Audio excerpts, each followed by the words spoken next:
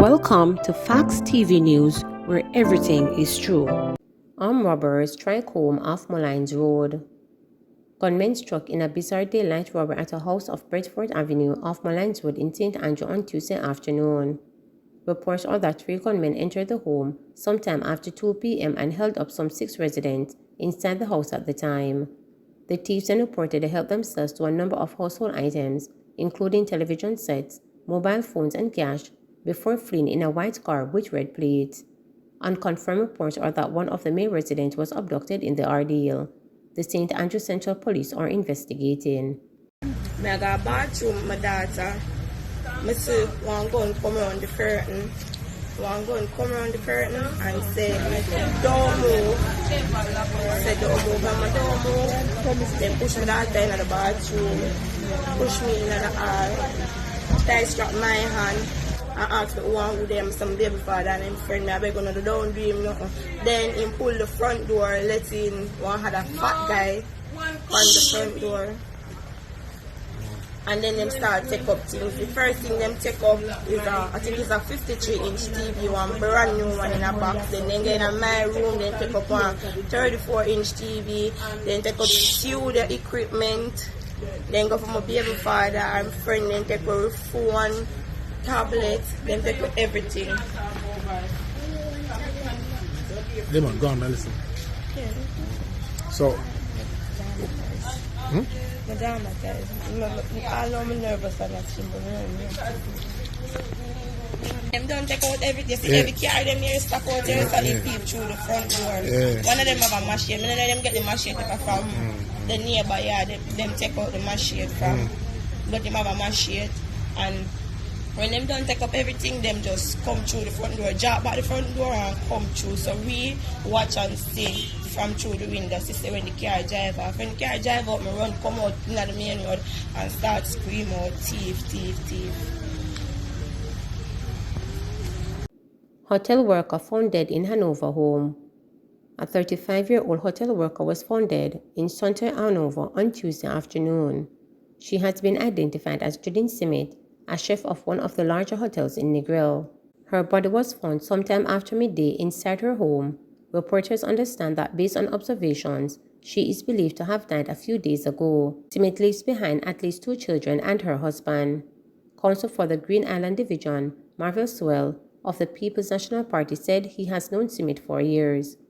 I don't think she deserves death like that. She's a jovial person who I would stand up and talk with regularly. This one happened too close to me, he said. The Green Island police are investigating. 23-year-old man charged with Augustone triple murder. A 23-year-old man has been charged after he allegedly fatally shot 3 men in Bedford Gardens, Augustone in Kingston, on Saturday, April 7, 2022. Charged with wounding with intent, illegal possession of firearm and ammunition, and 3 counts of murder is Marvin Walker, otherwise called Junior, and Crocodile, a vendor of Augustone, Kingston 7. Reports from the Halfway Tree police are that about 4:40 p.m., a group of men was standing at a shop when men armed with rifles and handguns pounced upon them and opened gunfire, killing 3 of them and injuring another. The deceased were later identified as Kevin Jackson, 21, otherwise called Kids Friday, 24-year-old Rasheen Edwards, otherwise called Boppy, and 18-year-old Keena Ray, otherwise called Brain, all of Bedford Gardens addresses. Following the incident, an investigation commenced and the search began for Walker. He was arrested in October when he was denied entry into Panama. He was taken into custody on his return to Jamaica on Monday, October 31st, and later charged, the police said. Security companies withholding benefits from guards for a year, says Morrison. President of the Union of Clerical Administrative and Supervisory Employees UK's Vincent Morrison is arguing that security companies have been withholding benefits entitled to guards for years, long before the recent court ruling. Mr. Morrison contends that there was a change in legislation more than 10 years ago which redefined the role of security guards from independent contractors to employees. However, he noted that the security companies did not respond to the change, adding that the industry has gotten away with this for years. Mr. Morrison cited vacation leave and maternity leave as 2 of the employees' benefits the guards have been denied for at least 40 years. He was particularly grieved with the denial of maternal benefit, lamenting that even after a change in legislation, Jamaican women, after 60 years of independence, not being paid maternity leave because some people sitting in an office saying, "We are going to prevent them." A ruling in September by the Supreme Court against Marksman Limited made it clear that security guards are not independent contractors but employees. But security companies have not yet implemented the change in the guards' employment status. Mr. Marson argued if the security companies want more time to facilitate the upgrading of benefits to the guards, that should have been requested from the court during the trial.